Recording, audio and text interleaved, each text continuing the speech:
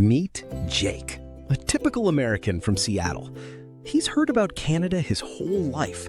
The polite neighbors to the north, the land of hockey and maple syrup, but he's never actually visited. That's about to change. One rainy Seattle morning, Jake decides on a whim to drive to Vancouver. It's only 3 hours away. At the border, Jake presents his passport. The Canadian border officer smiles warmly. "Welcome to Canada, eh? Enjoy your visit." Jake chuckles. "I really do say eh," he thinks to himself. Driving into Vancouver, Jake immediately notices something different. The streets are incredibly clean. People actually wait for the walk signal. And what's this? Everything has labels in English and French? Right, Jake remembers. Canada has 2 official languages. He spots a Tim Hortons on every corner and decides to try the famous double coffee everyone talks about. At Tim Hortons, Jake pulls out his wallet. The cashier says, "That'll be $4.50, please."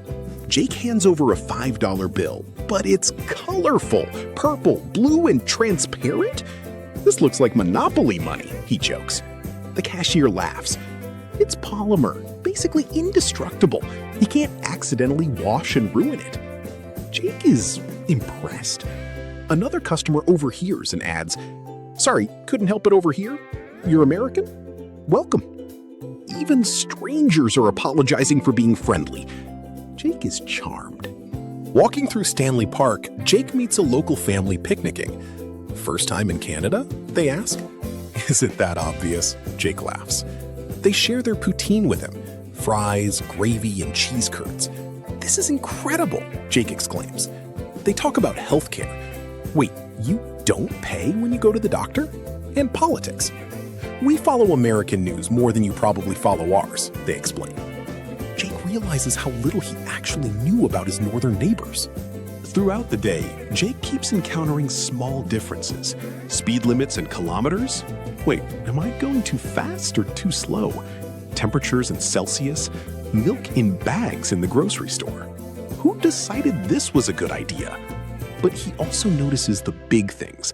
Incredible public transportation, people from every corner of the world living together, and a genuine sense of community. Nobody asked him about guns or politics. Nobody argued loudly. It was peaceful. As Jake drives back across the border that evening, he smiles. Canada wasn't just America Light or America's hat like he'd joked before. It was its own beautiful country with its own identity. Sure, they shared a language, a border, and Tim Hortons locations, but Canada had taught him something important.